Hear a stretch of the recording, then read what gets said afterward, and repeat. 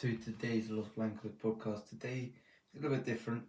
Obviously, we I'm here not on a weekday rather than a weekend on a Sunday talking to you guys. But I promised on the Sunday after the Atleti game that if I get the time, I'm gonna go in here and record after the Man City game. And UEFA have been milking the hell out of this Man City game over the last few years, and here we are. We're talking about another brilliant game against Manchester City. Ended 3-2 at the Etihad, in which a game where I felt Real Madrid deserved the win. They didn't dominate. I don't think they didn't dominate for the good cause of the match. But it was a game dictated by a lot of momentum swings, right? And there were points where Real Madrid were putting heavy pressure on Manchester City, but there were also points where Manchester City were doing the opposite, right? And they were putting pressure on us. So for me, I felt like this could have gone either way in the end, because Man City took two leads, and obviously threw them both away. But for me, I think Real Madrid did deserve to win this game, and I mean we're going to start there with the chance creation from Real Madrid was really good. Now we know this City defense is really incoherent and really poor at times, really full of holes a lot of times. So chance creation shouldn't have been an issue, and this is one of the things I thought going into this match we had to make sure that our attack was clicking, which has been a major concern in the last few weeks where Mbappe and Vini hadn't worked together. But on the connection point, I think for me, it worked between Vini and Mbappe. They were both working well together. It's just they were missing that final touch a lot of the time. There was that opportunity for Mbappe in that first half where Vini puts in that beautiful Travella pass, and then Mbappe hits it straight into Edison. You also had the chance where Ferland Mendy just completely messes it up. And plays it to Vinny. He should have just taken a shot there, but I think Ferland Mendy's confidence is completely shot to bits. Fede put a lovely cross in across the box in no man's land where Edison couldn't come to get it, and Jude got on to the end of it. He should have scored that. Another really good opportunity that he had. Mbappe just before half had a really good chance where he could have scored, but he skied it. So we had plenty of genuine quality chances, which is just not something you could say for Real Madrid over the last few weeks and this season. Is so for me, I think that's a really promising sight to see that we started off and we create plenty of chances, even if it is against this Manchester City side who are poor defensively. But I do want to talk about our defence because at points we were full of holes. And it's the same systematic defensive issues that we've had so far this season. But for me, I think it's very fixable if you get this team into a film room and analyse the problems, which I just don't see Ancelotti doing, unfortunately. So those fixable problems become unfixable, and so that's a big issue. But in terms of the individual defending, I thought it was all pretty damn good. I thought Asensio was practically perfect against Haaland. I know Haaland scored twice, but the first goal, it was a bit unfortunate where no one tracked Guardiola into the box, and Asensio went and couldn't really do much there. And then the other one, Tchouaméni, I thought was pretty good as well. He was pretty good in possession, really recovered well. And it's two games in which I thought this centre back pairing have actually looked quite good.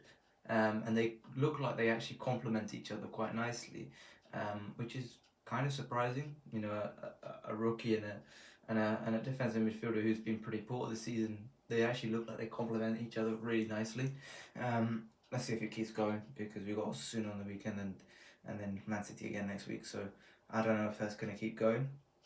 But I thought Fede at right back, such a big improvement, and I hope this stresses to Ancelotti that whoever we put at right back, whether it be Fede, whether it be Asensio, whether it be Jesus Fortea, whether it be anyone that comes in at right back, Aguado, whoever comes in at right back is so much of an improvement on Lucas Vazquez right now, and I think it would be so worth it. Our team looks so much better going forward, and defensively we look a lot stronger defensively.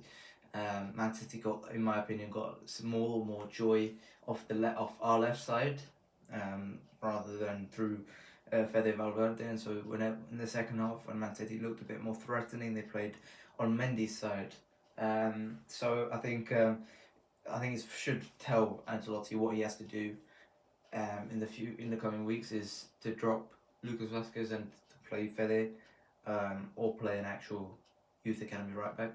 Are the other options for me. I think that's what he should do. In midfield, I thought Camavinga at points looked quite dodgy, but also looked really nice at points. So there was some really good challenges he made. We know Camavinga is so fantastic at tackling, and his timing of tackles are fantastic. I think we've had these issues with Camavinga. That he sometimes doesn't look so comfortable in possession when he's playing as the lone defensive midfielder, and we saw it once again. But I think Man City's press wasn't so unrelenting that Eduardo Camavinga couldn't get himself out of that issue. He mostly fixed it in the second half. His second half was practically perfect. He was completely fine, and Man City couldn't really do much on Camavinga's part. So I've got nothing to say about Camavinga. The other two, I thought Ceballos and Bellingham, fantastic. Obviously, Ceballos gave away a penalty. Bellingham missed that big chance, but they were both faultless in my opinion, apart from those two things. Right, I think Ceballos, to start with Ceballos, I think the way he manipulates the ball and plays around and makes sure that we keep possession is such a nice fit in this team, and we need that profile so much. It's so obvious that when Cruz went out in these type of games, we need somebody just to play the right ball, and it's so disconnected from the midfield to the attack at points. So Ceballos as that connector with his passing is really, really damn good for me. And obviously the goal that he played to Mbappe, chipped over the top. Mbappe tried his best to miss, but Dani Ceballos, beautiful ball that was, beautiful read. To see Mbappe in that position, City defense stepping up, and he played that beautiful ball into Mbappe. Fantastic from Ceballos. And then Jude, really good performance. One of his best this season, in my opinion, because the way he I don't understand how people can criticize Jude Bellingham technically, because he is so good. Like the way if he's 1v1, you're not getting the ball off of him. That's the pure and blatant part of it. The way he just manages to get the ball and keep the ball at all costs, and then plays it to a teammate. It's always Jude Bellingham who's starting off the attack, and often, a lot of the times, it is Jude Bellingham ending the attack as well.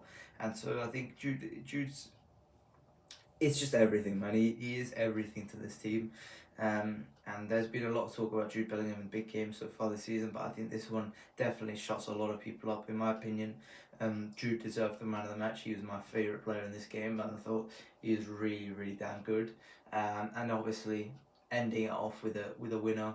Obviously, it's not a remarkable goal, but you've got to be in those positions. You can't let John Stones catch up to you. You've got to be there. You've got to be busting a gut to get into that position, and making sure that you're in the position to score, and he did. Vinny missed, and Jude Bellingham manages to tap it in, easy as pie, and we go into the next round, right? Hopefully we've got one leg to go. I thought, apart from that, Ferland Mendy I didn't think was great, but it's a bit annoying. But apart from that, that's all I've got to say really. We'll be back on Sunday after the Osasuna game. But that's it from me today. I hope you guys have enjoyed. If you've got any thoughts about the Man City game, let me know in the comments below. And I'll see you guys later. Bye bye.